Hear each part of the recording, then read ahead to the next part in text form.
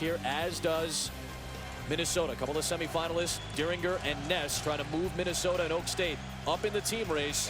They've got to take on a couple of really good opponents. Ian Miller for Kent State. And how about the 7 seed out of Cornell, Brian Realbuto, a 3-time state champion in New York, a freshman from Somers, New York.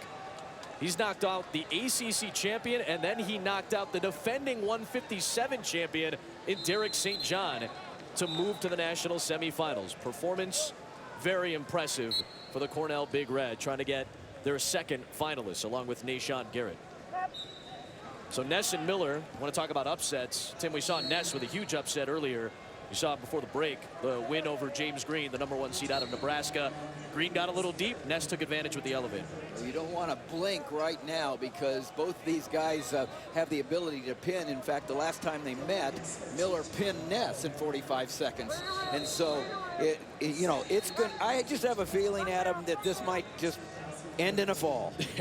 45 seconds, you're right. That's all it took. Ness has already survived a little bit longer than that. Ended up making a mistake against Miller, and he took advantage, much like Ness did earlier today against Green. And Anthony, let's talk about Brian Realbuto. What a performance against Derek St. John, although Dieringer has a chance to try to get a couple of points early.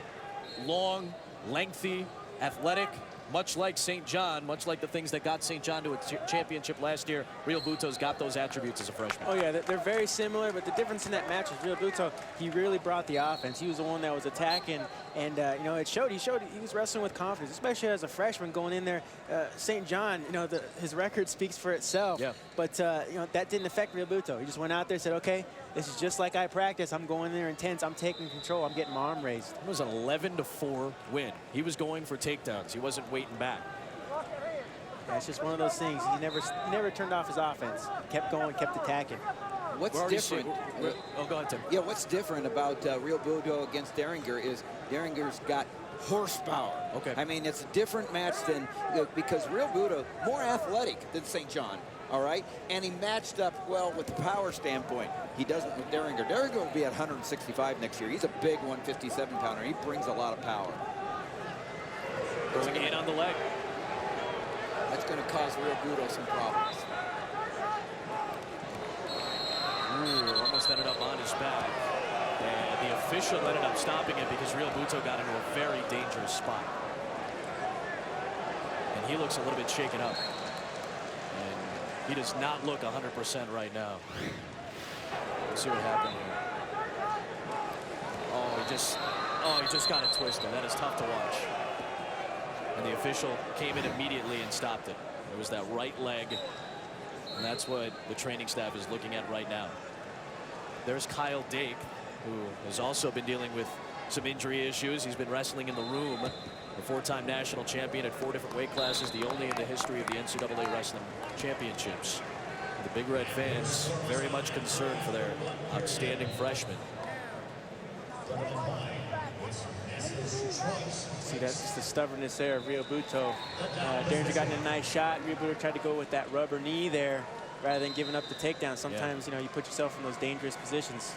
Trying to get words of encouragement from Kyle Dake, who's now a volunteer assistant for Cornell. Let's turn our attention for the time being as they check out Realbuto to Ness and Miller.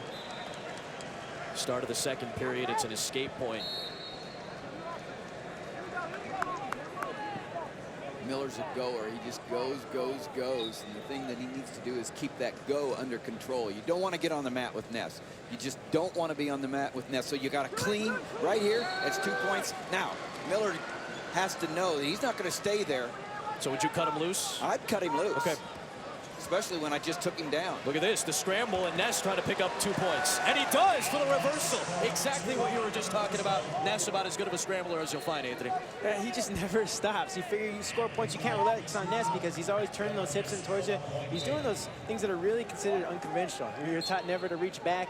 Ness is one of those guys who's the exception. There's 2 ways to look at what just happened there, and there's the escape. But you'd say, well, why didn't he let him go? You got to push Ness away. You can't just let him go because you saw that Ness just didn't let go of him. Yeah, you're right, absolutely right. So you got to be, it's got to be a real push. Take down, push away. By the way, Realbuto, great to see him back in action. He's got that right knee with that soft brace on it. Trying to gut this one out against Dieringer, who's in a crucial match for the Cowboys in the bottom right.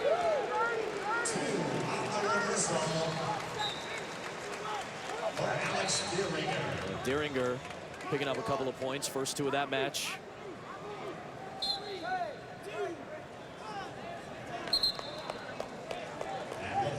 I'm trying to see Real Buto is just looking into his corner for Rob Cole and Kyle Dake, the head coach and volunteer assistant, of course, the fine national champion Kyle Dake. Looking for some advice and trying to gut this one out. Dake's made a nice transition from outstanding champion to very coach. Wrestlers have all responded to him very well. Hard not to, and he got a pedigree like Dake does. The history maker last year, the headline all throughout the tournament in 2013. 3-3 between Ness and Miller in the upper left. Dieringer's got a 3-0 lead with the escape in the bottom right. It'll be Ness on top to start the 3rd period. Don't be surprised if Ness tries to put himself on his back here.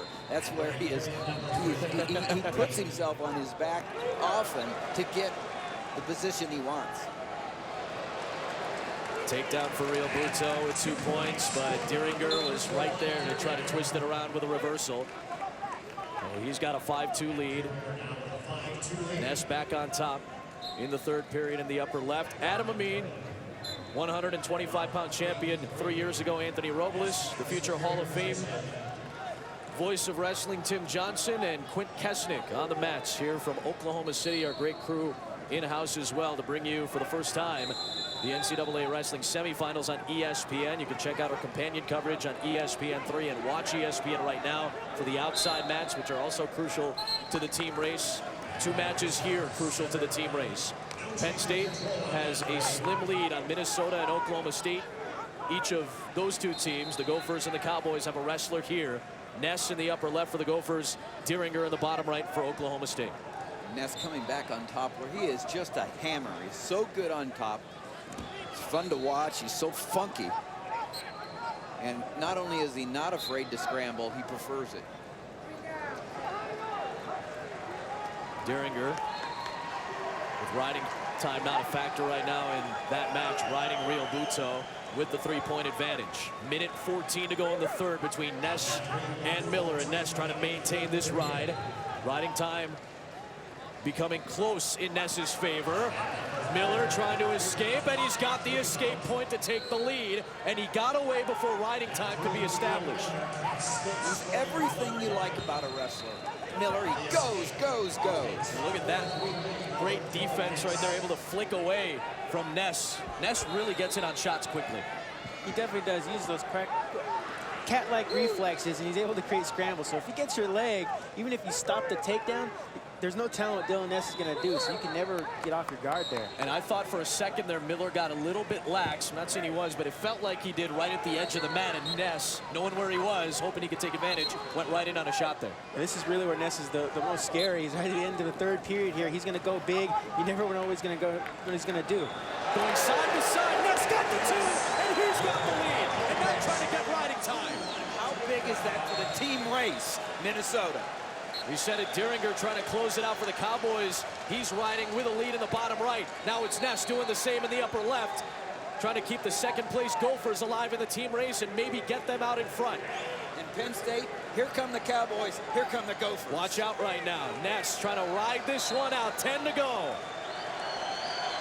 Gopher fans to their feet. They know what's about to happen. The Gophers are about to take the lead in the team race. Ness, the 9th seed, does it again.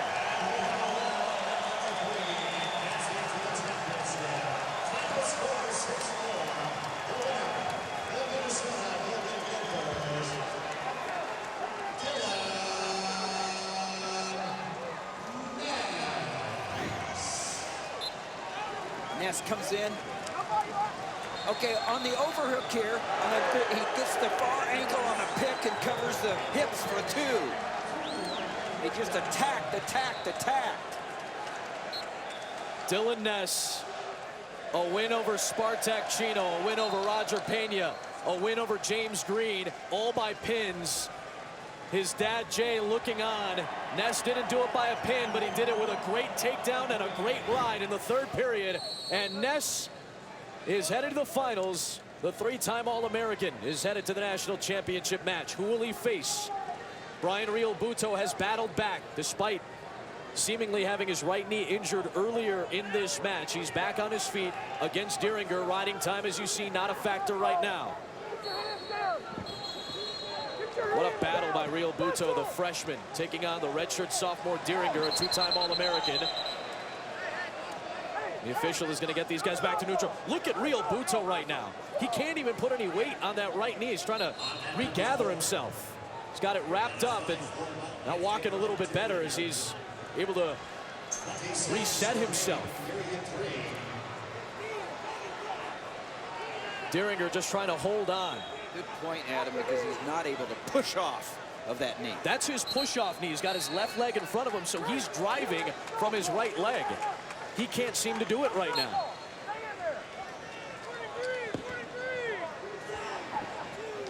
Desperately trying to get it. Dieringer is going to get the takedown, and that's going to do it. Oklahoma State and Minnesota, they both needed wins to try to stay alive in the team race. Dieringer and Ness both come up clutch.